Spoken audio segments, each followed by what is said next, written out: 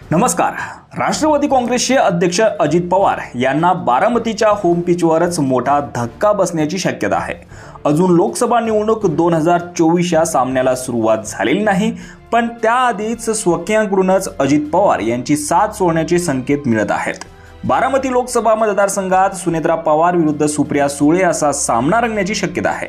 पवार कुटुंबातच ही लढाई होण्याची शक्यता असून ननंद विरुद्ध भावजाई असा सामना होऊ शकतो। बारामती हा पवार कुटुंबाचा बालेकिल्ला आहे, पण आता पवार कुटुंबातच राजकीय फाटाफूट झाल्याने बारामतीचा कौल कुणाला याकडे सर्व देशाचं लक्ष लागून आहे। म्हणून लोकसभा निवडणूक 2024 ची घोषणा होण्याआधीच बारामती लोकसभा मतदारसंघाची चर्चा सुरू झाली आहे। बारामतीमध्ये शरद पवार यांना मानणारा जसा मोठा वर्ग आहे, तशीच अजित पवार यांची सुद्धा ताकद आहे। लोकसभा निवडणुकीच्या निमित्ताने दोन्ही गटांची बारामतीमधील राजकीय ताकद किती यावर शिक्कामोर्तब होणार आहे।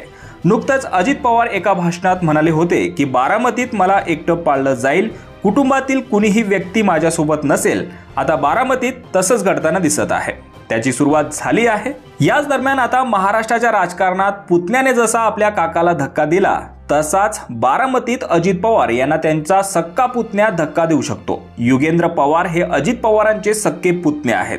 युगेंद्र पवार हे श्रीनिवास पवार यांचे चिरंजीव आहेत।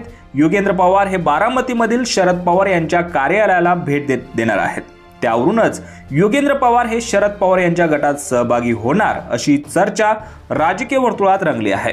युगेंद्र पवार यांच्याविषयी शरद पवार यांनी म्हटले की ते अमेरिकेतून शिकून भारतात आले आहेत।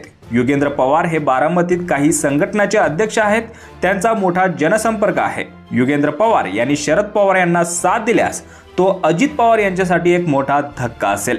यावर तुम्हाला काय वाटतं? तुमची प्रतिक्रिया कमेंट बॉक्समध्ये नक्की कळवा आणि असेच राजकीय घडामोडी पाहण्यासाठी चॅनलवर नवीन असाल तर सबस्क्राइब करून बेल आयकॉन दाबू विसरू नका। धन्यवाद।